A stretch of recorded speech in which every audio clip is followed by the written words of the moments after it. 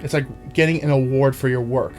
Then you come back and you focus on another shift, and you do this throughout your day, and you'll be amazed how much more work you can accomplish. And it's not overwork, right? We're setting ourselves a consistent schedule, boundaries, so we're not overdoing work, but we're also making sure that we accomplish enough. I'm on a journey to create the greatest movie experience in the world. While I'm carving out my filmmaking entrepreneurial path, I want to help you create yours. Let's make some movies. Hello everyone, James Martin here. I'm here to help filmmakers not only have a successful career, but also how to improve your movies.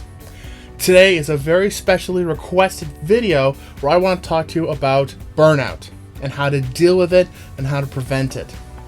Burnout is this feeling that we get when we're not passionate about doing what it is that we're doing. Sometimes we can just get too tired and just fed up with everything that's happening. And this is a really big issue that a lot of us deal with, especially for us filmmakers.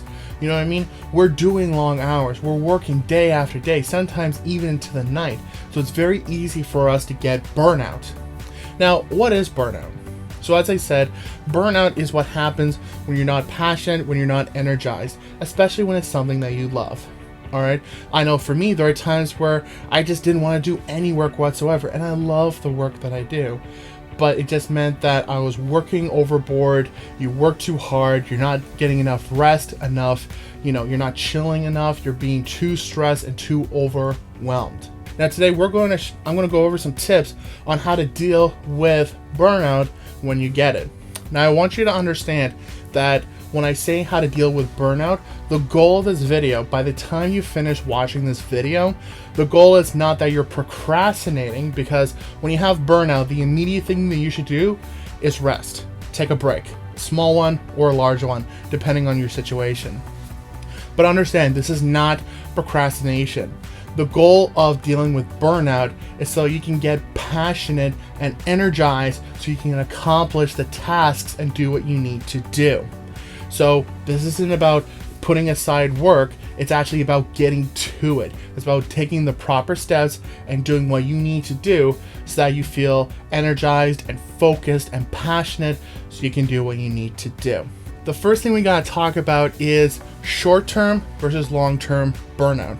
These are two very different components that we need to discuss.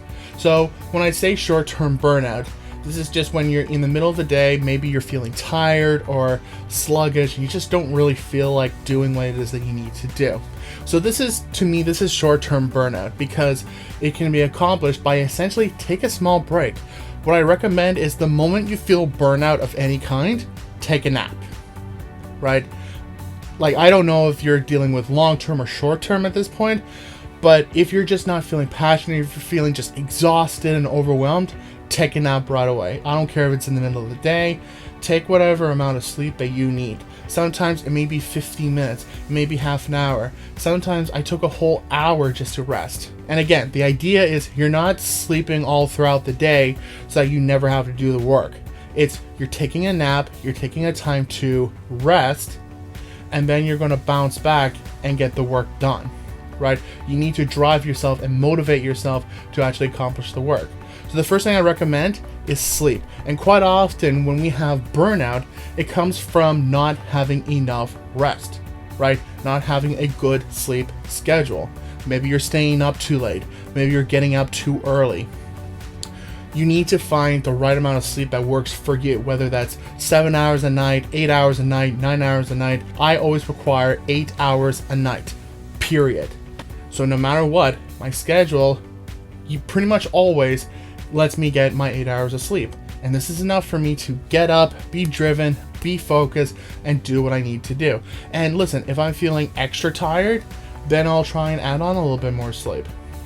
And of course, there's also the 1 day or 2 days where you might even take a break and actually sleep in. I usually take my Sundays off every single week. This is where I don't do any work, and this is where I sleep in, right? I get that extra sleep. It just allows me to do whatever I need to do. And then I'm bounced back to my regular schedule. So sleep is very important. All right, here's my second tip. Maybe you don't have the luxury of taking a nap.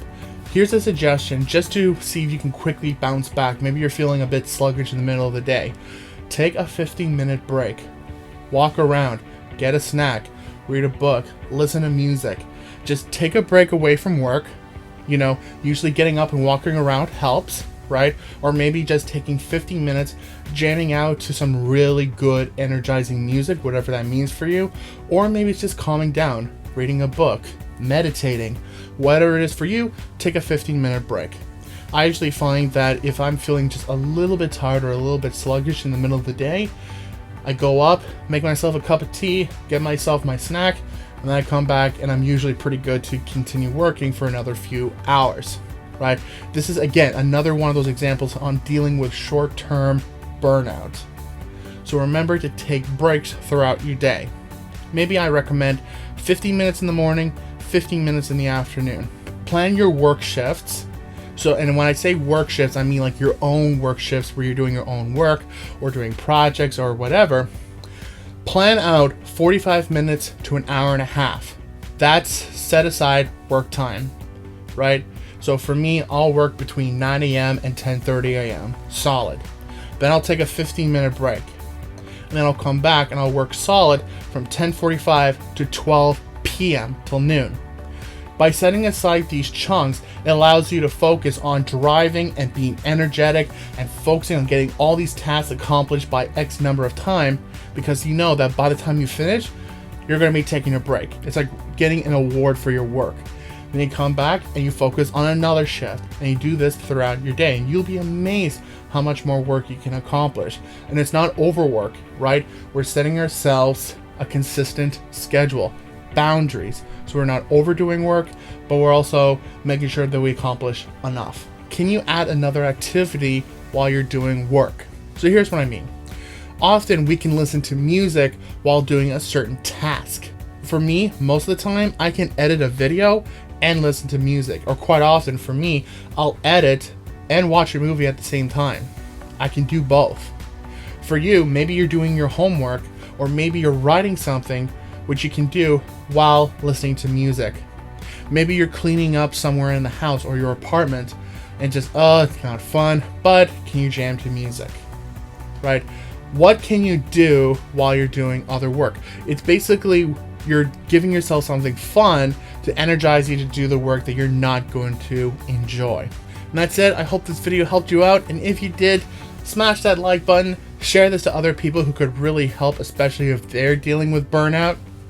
And subscribe to my YouTube channel. I mean, I know you want to, but especially because I do adventures, I do production vlogs, I have fun at the movie theater, I test out things, and I even give tips, such as today.